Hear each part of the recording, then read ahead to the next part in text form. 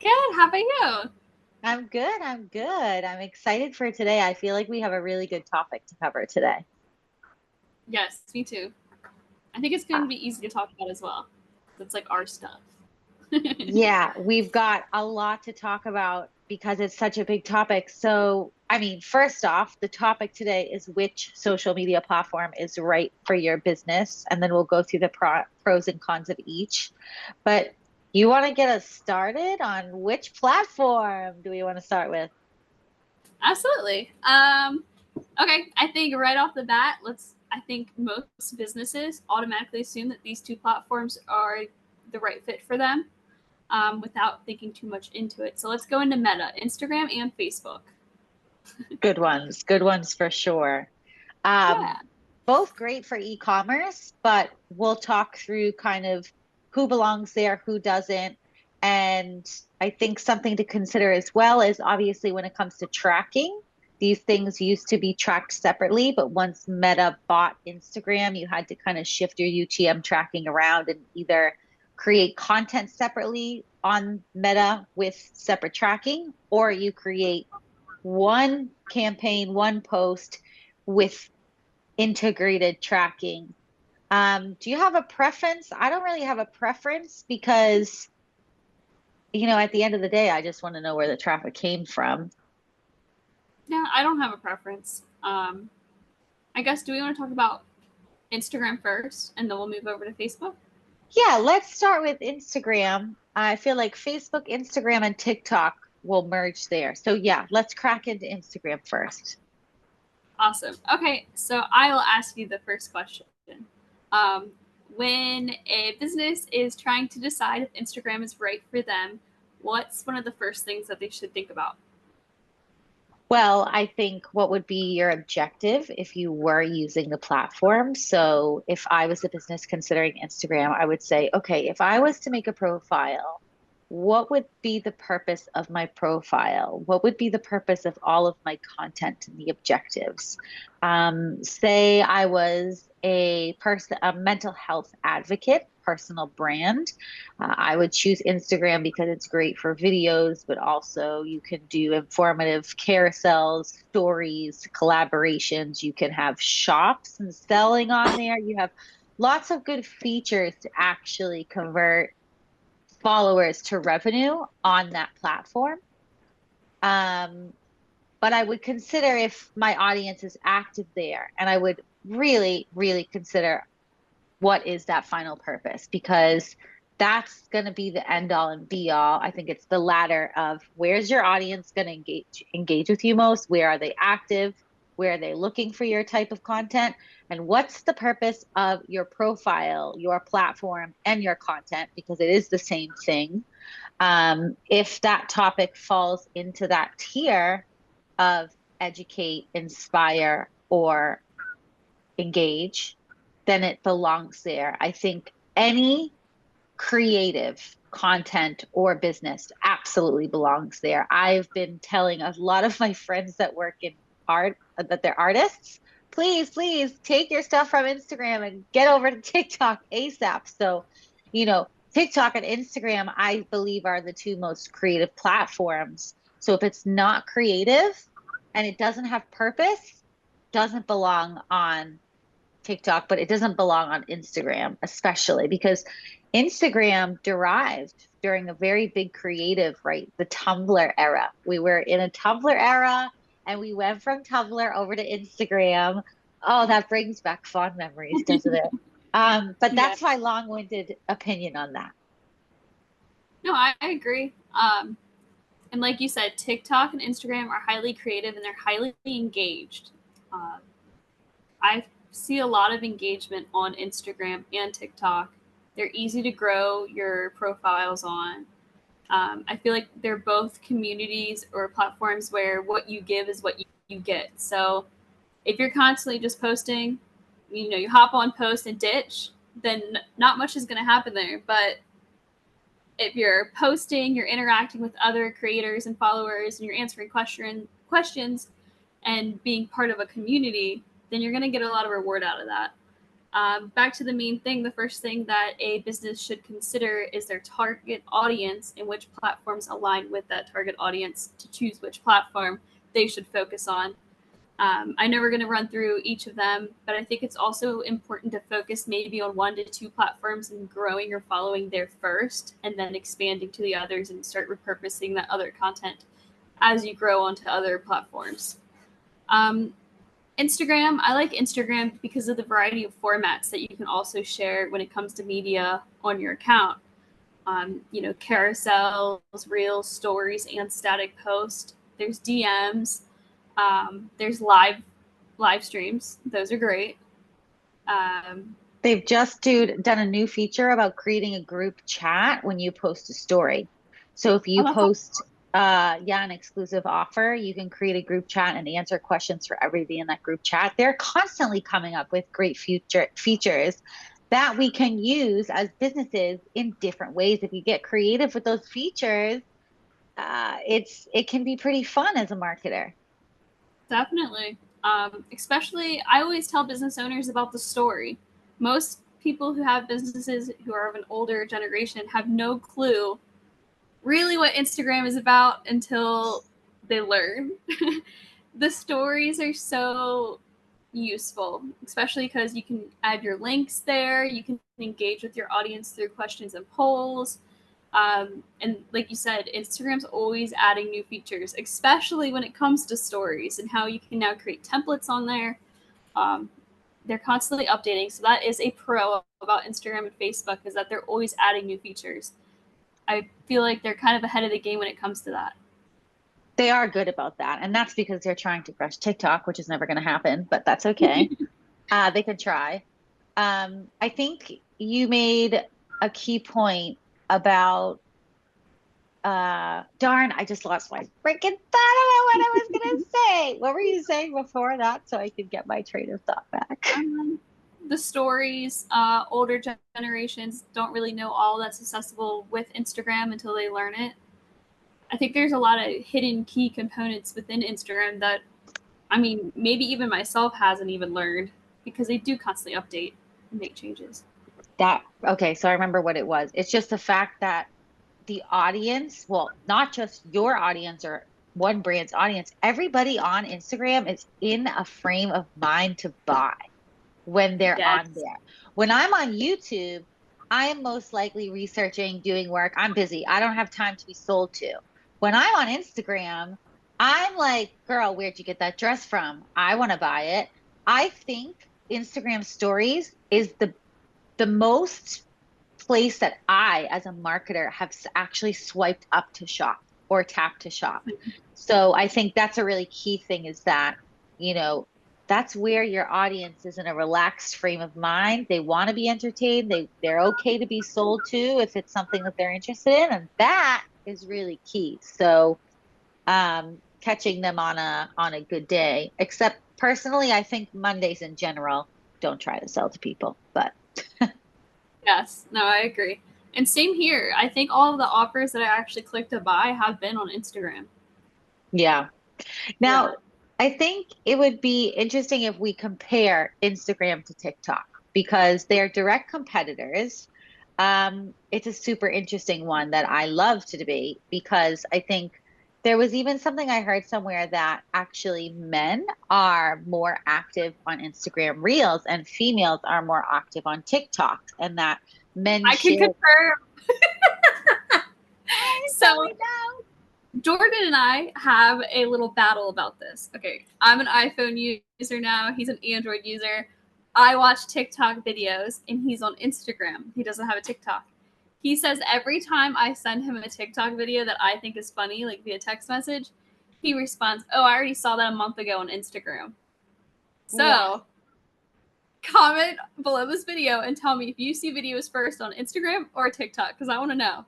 I have to solve this. And if you have a partner, or you can give us any kind of like, do men use Instagram Reels and women use TikTok? Because maybe it is like circumstantial, but that's what I had thought. I was like, oh, that could make sense. But I think it's a very interesting thing, because for me, it's a language thing. I think the TikTok has its own language and its own not just its own algorithm, its own language and its own trends.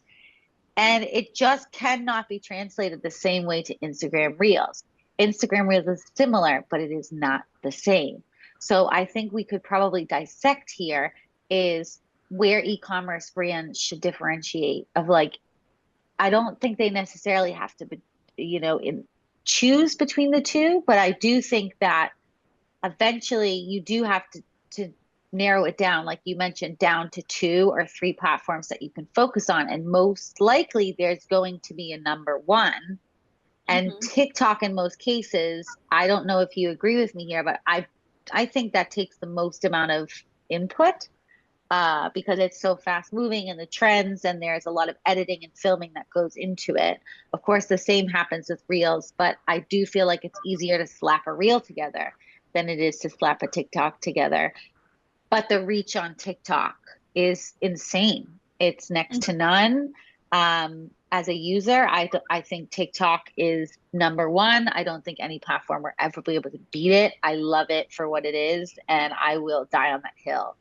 I think a lot of people are like that, but some people obviously prefer it. I have some friends who are like, absolutely not. I refuse to download TikTok. So, what are your thoughts on which one is right for the business? Like, where's your head at with it?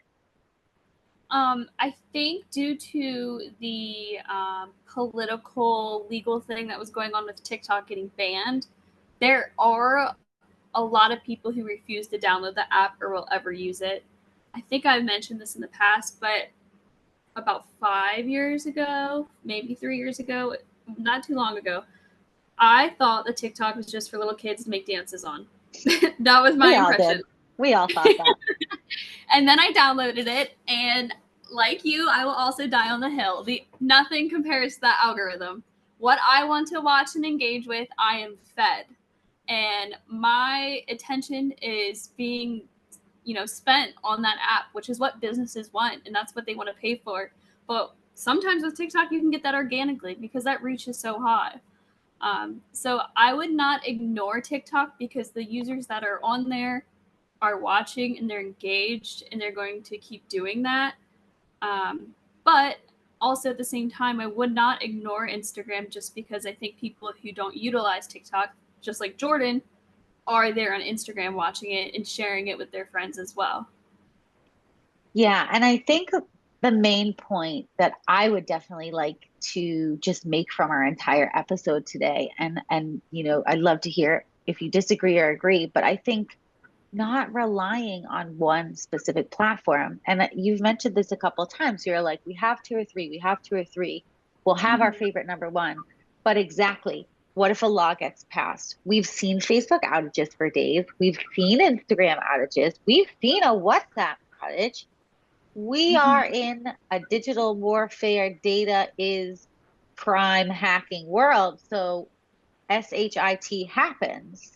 Don't rely on one platform. I don't care how big it is. You should always have at least 1 to 2 backup platforms just in case Facebook goes down for a day. Doesn't matter. You can go make up that revenue that you're losing on Facebook, go make it up on TikTok. Yeah. You should absolutely never be relying on one. So I just wanted to drive that point home because I feel like you've hit on that a couple times already. And I feel like we're going to keep hitting on it. Definitely. I mean, it goes down to that thing that you probably hear a million times in your life: COYA. See, And what's yours? COIA, cover your, or CYOA, cover your ass, basically. CYA. See, I was like, yeah, where's CYA? Yes, cover your Cover ass. your own ass. CYOA, cover your own ass. Okay, that's so funny. Yeah, that's what CYA is what I always say too. Cover your ass, cover your ass.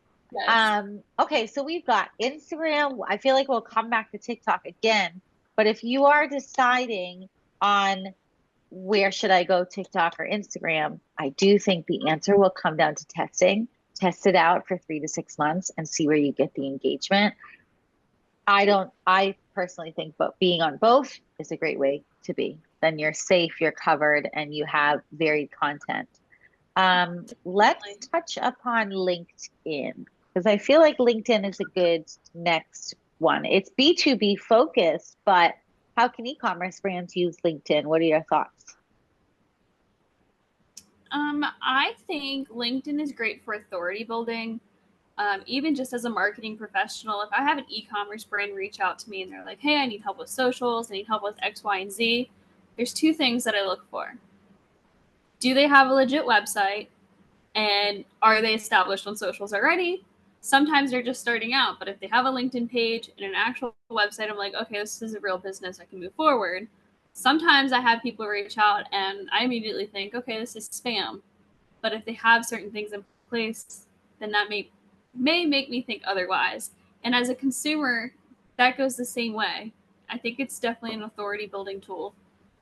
And then for recruitment purposes, it's great. Um, Office culture. yeah, Office definitely. culture. And I've also seen UGC do very well for e-commerce brands on LinkedIn. So I think don't be afraid to take some of your best performing posts that are a little bit more creative and less businessy and professional, such as top performing user generated content and putting that on there. Also, back to the purpose. What's the purpose of being there? And who is your audience? For some e-commerce brands, you might be speaking to wholesalers. So you're going to speak a little bit more differently on LinkedIn than you would on Instagram or TikTok. So I think UGC and wholesale and any other audience that falls outside of your general customer is going to be there. That's a great point. For one of my clients, they were growing their wholesale side of things, and that's exactly why we made a LinkedIn, was to connect with those industry professionals who may want to sell their products in store. So Yeah, and definitely. you can also get involved in conversations there to place the brand as a thought leader. And then you also have employee advocacy, which is huge right now. My theory is that because us millennials grew up, we moved from Facebook to LinkedIn, and now LinkedIn is taking off. But on there, CEOs have to be talking, and that is also a reflection of the brand. So thinking outside of not just the brand page, but LinkedIn is also a tool to market your brand from the employee and owner standpoint. So shall we go on to X, retired Twitter? Absolutely. Um, when I don't use, I'm not gonna lie, I haven't used X very much since the transition. I'm One of my addicted. businesses, I know. So you'll be able to talk more here. Um, I had a client who decided to not post on X anymore. And then recently they decided, no, I need to go back. That's where all of my, some of my target audience is. And that's because it's, the older generation that she was targeting is on there. And that was high schools in general, and parents of high school age children. Yeah.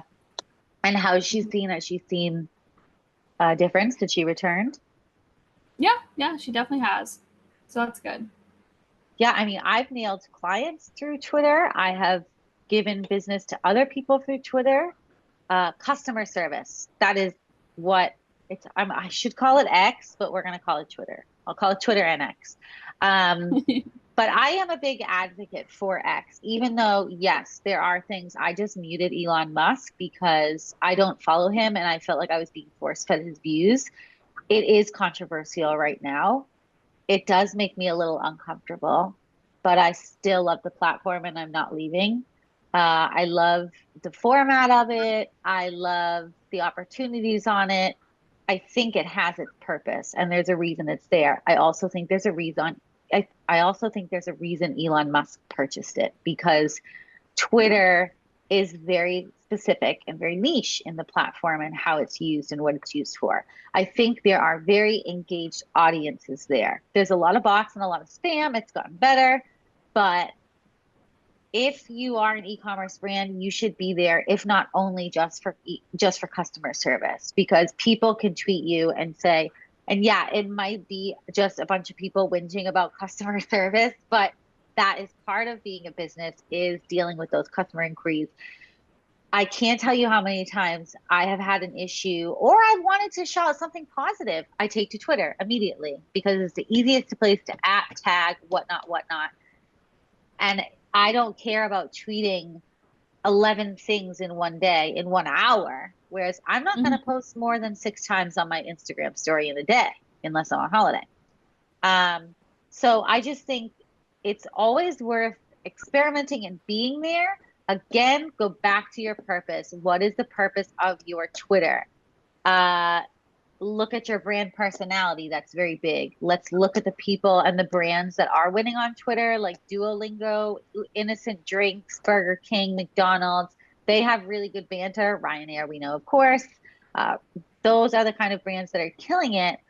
But there are a lot of other brands on there that have, I feel like Twitter is almost like the niche audience of what's that Dungeon and Dragons game?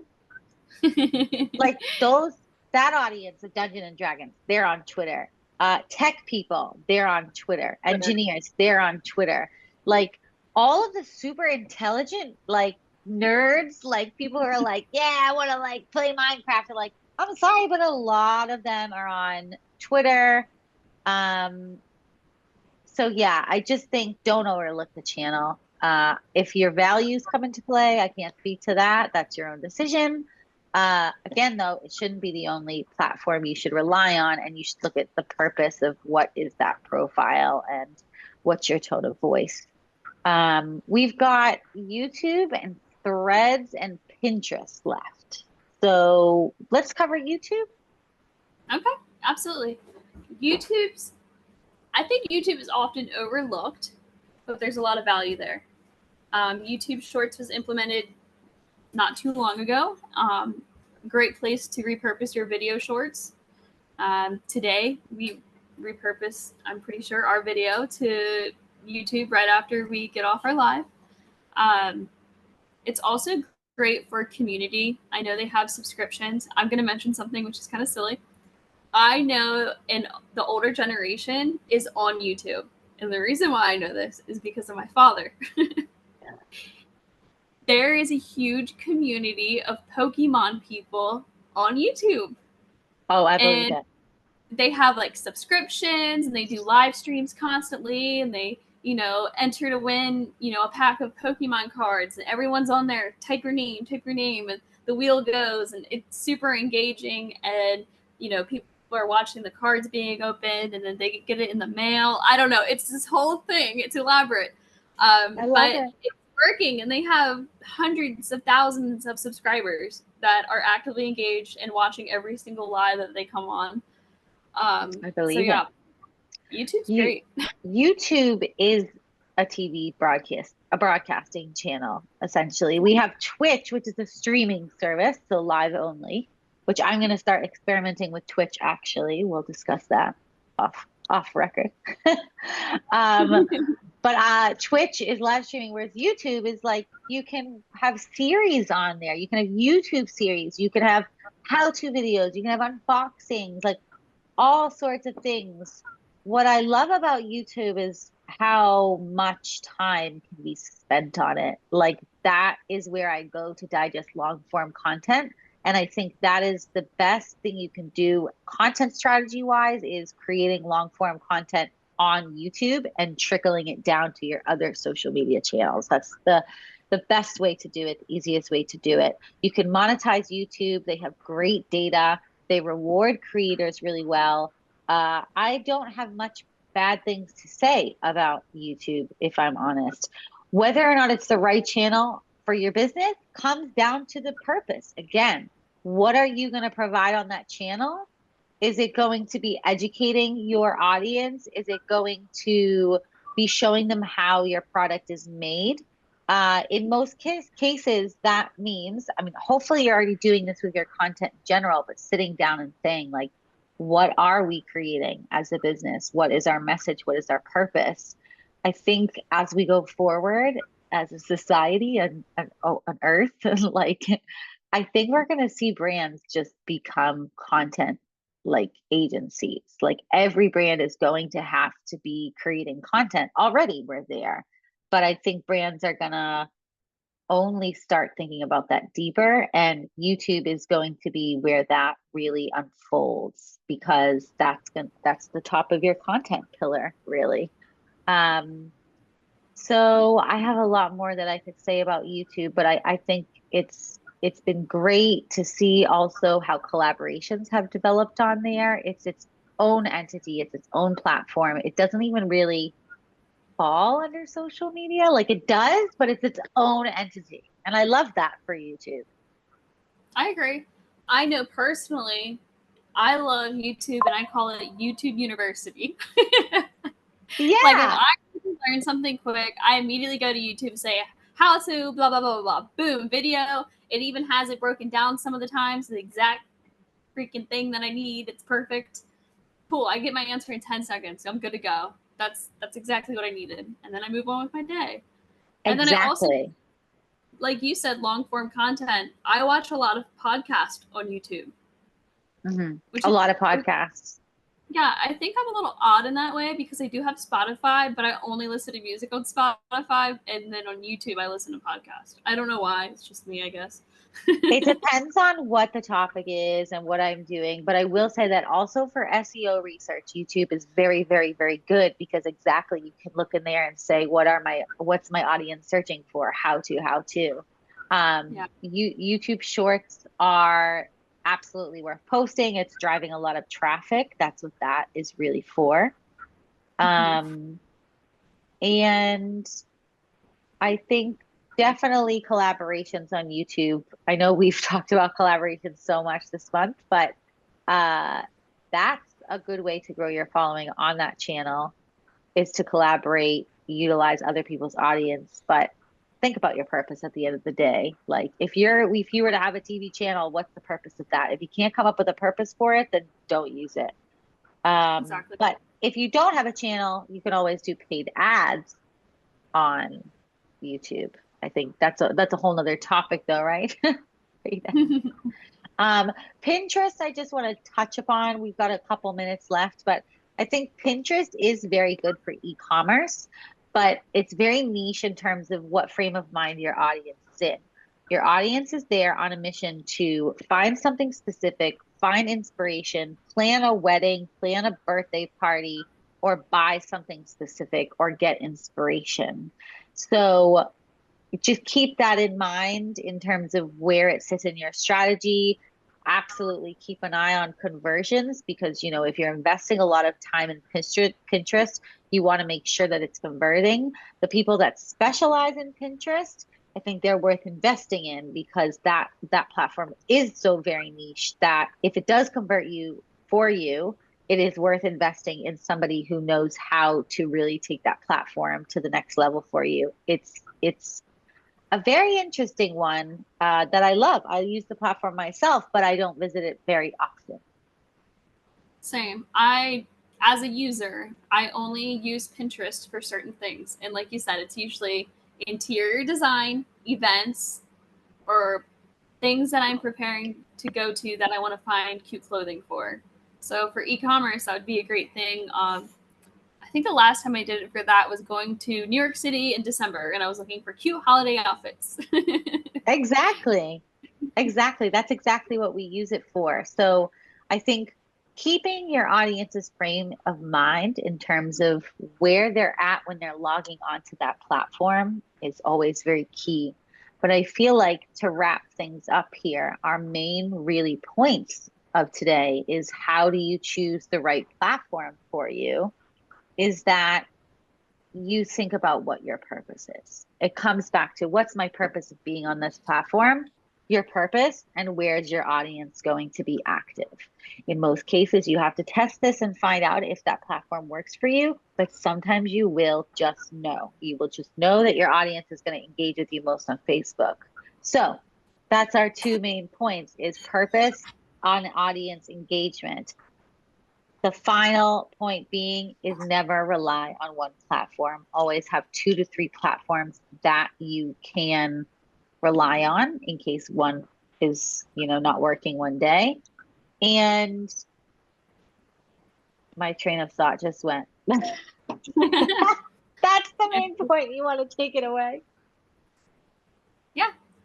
So I guess just to recap, consider your target audience. Where do they spend the most of their time?